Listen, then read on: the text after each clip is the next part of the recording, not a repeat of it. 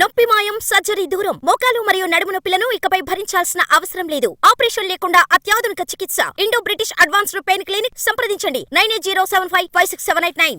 నిన్నటి వరకు ఆయన మంత్రి, ఇప్పుడు మాజీ మంత్రి. వైసీపీ ఫైర్ బ్రాండ్లలో ఆయన కూడా ఒకరు. ప్రతి ఎన్నికల్లో కొత్త నియోజకవర్గం నుంచి పోటీ చేసే ఆయనకు ఈసారి ఫలితం తిరగబట్టంతో తత్వం బోధపడిందా? నియోజకవర్గం మారినా ఆయన రాత మారకపోవడంతో నెక్స్ట్ ఏంటి అని బెంగపెట్టుకున్నా?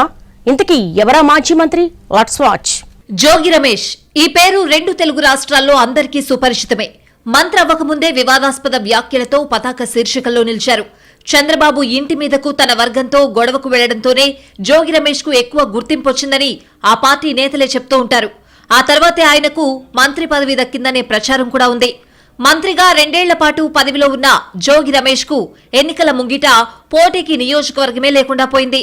పెడన నుంచి 2019లో గెలిచిన ఆయన్ను 2024లో అక్కడి నుంచి పోటీకి దింపకూడదనే పరిస్థితులు తెచ్చుకున్నారు. దీంతో పార్టీ నేతలతో అనేక సమాలోచనలు జరిపిన వైసీపీ అధ్యక్షుడు జగన్మోహన్ రెడ్డి ఖాళీగా ఉన్న పెనమలూరు నుంచి పోటీకి దింపారు. ఆ నియోజకవర్గంలో 59,000 పైచిలకు ఓట్ల తేడాతో జోగి పరాజయం పాలయ్యారు. జోగి రమేష్ నియోజకవర్గం మారడం ఇదే మొదటిసారి కాదు. ఇప్పటి వరకు 4 సార్లు ఎన్నికల్లో పోటీ చేస్తే 4 సార్లు నియోజకవర్గం మారారు. ఆయన స్వస్థలం ఇబ్రహీంపట్నం. ఇది మైలవరం నియోజకవర్గం పరిధిలో ఉంది. 2009లో మొదటిసారి జోగి పోటీ చేసినప్పుడు మైలవరం టికెట్ కోరారు. అప్పటి రాజకీయ పరిస్థితులతో సాధ్యం కాకపోవడంతో పెడన నుంచి వైఎస్ రాజశేఖర రెడ్డి అవకాశం కల్పించారు. ఆ ఎన్నికల్లో అసెంబ్లీకి ఎన్నికయ్యారు. 2014లో వైసీపీ నుంచి తిరిగి మైలవరం నుంచి పోటీ చేసి మాజీ మంత్రి దేవినేని ఉమా చేతిలో పరాజయం పాలయ్యారు. 2019లో మళ్లీ మైలవరం అడిగినా వైసీపీ అధిష్టానం ఆ స్థానాన్ని ఇవ్వలేదు. మళ్లీ పెడన నియోజకవర్గానికి పంపింది. అక్కడి నుంచి గెలిచిన జోగి రమేష్ బీసీ కోటాలో మంత్రి అయ్యారు. కట్ చేస్తే 2024లో పెడన సీటు ఇవ్వలేమని వైసీపీ అధిష్టానం చెప్పేసింది. సొంత నియోజకవర్గం మైలవరం కూడా ఇవ్వకుండా జోగికి హ్యాండ్ ఇచ్చింది. మైలవరం సిట్టింగ్ ఎమ్మెల్యే వసంత టీడీపీకి వెళ్తారని క్లారిటీ ఉన్నప్పటికీ ఆ టికెట్ మాత్రం ఇవ్వలేదట సీఎం జగన్.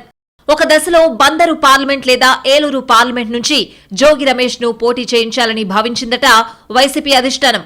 జిల్లాలో ఆయనకు ఏ అసెంబ్లీ స్థానం ఇచ్చే అవకాశాలు లేకపోవడంతో పార్లమెంట్ స్థానం నుంచి పోటీ చేయించే ఆలోచన చేసిందట వైసీపీ.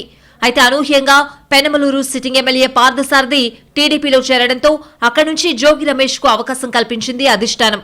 మంత్రిగా ఉన్న 2 ఏళ్ల కాలంలో పెడన్లో ఆయన అనుచరులు ఇష్టారాజ్యంగా అవినీతి అరాచకాలకు పాల్పడడంతో అక్కడ టికెట్ ఇవ్వలేదనేది లోకల్ టాక్. పెనమలూరు సీటు కేటాయిస్తూ ఇన్ఛార్జ్ పదవిచ్చిన తర్వాత కూడా జోగి రమేష్ వర్గం అక్కడ గెలవక ముందే ఇష్టారాజ్యంగా వ్యవహరించిందనే ఆరోపణలున్నాయి. ఆయన ఓటమికి ఇది కూడా ఓ కారణంగా విశ్లేషకులు చెప్తున్నారు. కృష్ణా జిల్లాలో మంత్రిగా ఉన్న జోగి రమేష్ పైనే అత్యధిక మెజారిటీని బోడే ప్రసాద్ సాధించడం ద్వారా ఆయనపై ఉన్న వ్యతిరేకతను స్పష్టం చేస్తోందని టీడీపీ వర్గాలు చెప్పుకుంటున్నాయి. ప్రతి ఎన్నికల్లో ఒక్కో నియోజకవర్గం నుంచి పోటీ చేసిన జోగి వచ్చేసారి పోటీకి కొత్త నియోజకవర్గం వెతుక్కునే పనిలో ఉన్నారనే సెటైర్లు సోషల్ మీడియాలో మొదలయ్యాయి.